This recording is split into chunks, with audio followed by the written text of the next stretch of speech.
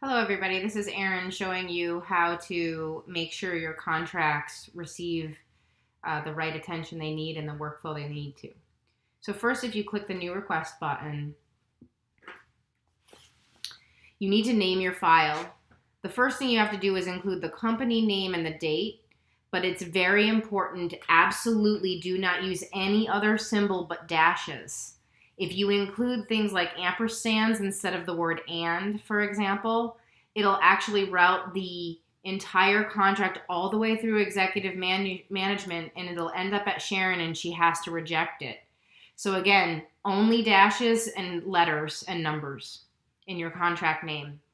From here, you're going to go to contract classification. Right now, learning and development falls under marketing. At one point in the past, we used to fall under engineering, which means that if you're looking for old contracts, you may find them in the engineering category. But for us, all new contracts should be listed as marketing. So I'm going to go ahead and do that. From here, contract type. This is very important. This is what determines the workflow. As I showed you in my email, let me just bring this up here for a minute. This is the workflows that learning and development has. And so, for example, if you choose course developer, it only goes to me. But if you choose in-company non-template, it goes to me, to Dennis, and to Jeff. There are two contract types that go to Dennis: in-company non-template and learning and development. The reason you choose learning and development is for things like learning and development contractors. So that would be, for example, anyone who is a vendor such as Education Services, O'Donnell Learn, or eLearning Innovations. The course developer bucket is for someone like Tim Simpson or others who are helping us actually develop a course as a SME.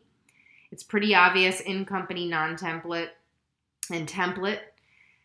Instructor only goes to me. Instructor in company only goes to me. LD NDA is only for our use. It's an NDA workflow that comes to me only. And for training instructors and training providers, you need to choose this. Now again, back to the contract routing portal. Contract type is what determines workflow, not contract category. So come over here, and let's say you're working for in-company and you're now choosing in-company non-template. I repeat, don't choose learning and development if you're doing a template, because that's going to send it to Jeff because you're in the contract type category.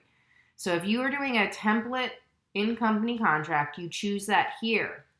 Next, contract category is really for internal purposes. It's so we can find it later and search for it. This is metadata. This does not change the workflow.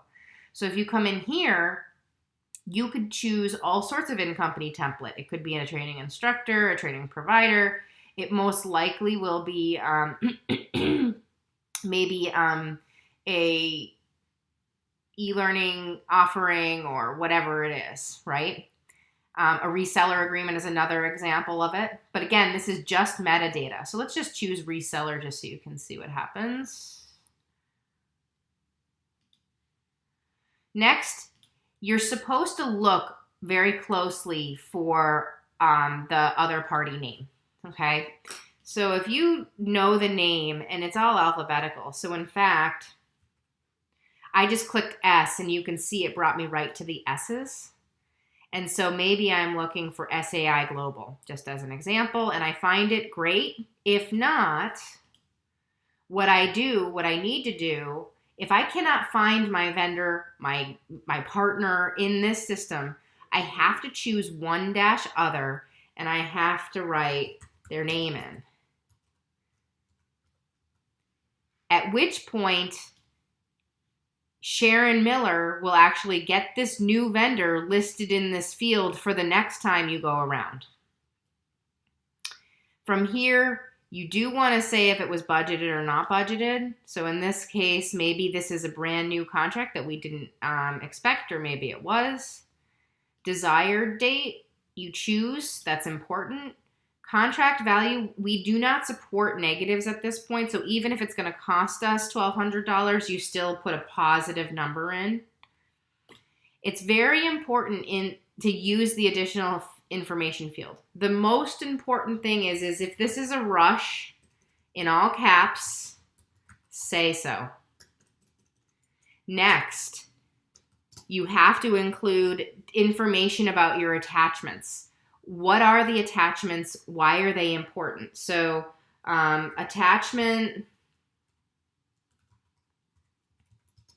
title X is blah, blah, blah, blah, blah. And you say what attachment 1 is for, especially when you're attaching multiple addendums, multiple change orders, and maybe even a previous original contract. So second attachment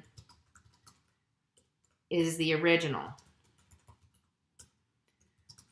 Third is change order. And remember, you always have to include the financial worksheet as an attachment. This is where people will see that yes, maybe it's unbudgeted, fine. But in the case of, let's say this is an in-company example, it's unbudgeted. You didn't expect that you were going to have this 35th offering, but you're going to make, $55,000 on it, and it's going to cost you $25,000. Therefore, you're making a surplus in additional net revenue. The last important thing is if it's a rush or even what's known as a super rush, what you need to do is say that it's a rush inside the additional information. But if it's a super rush, meaning you need this approved and pushed through in less than a week's time total, you need to call an email. So you need to send an email to Sharon and Elvira, maybe even Karen Russo, so they're all in the loop and can help you. And then the next is you pick up the phone. If it's Jeff who's the blocker, you need to call Karen Russo. If it's Dennis, he's told me directly, you call him directly. If it's me, Aaron, same thing, you call me directly. But again, if it's a super rush and you guys aren't getting the attention you need, you've got to pick up the phone and send an email. Again, if you follow this process, you should be okay.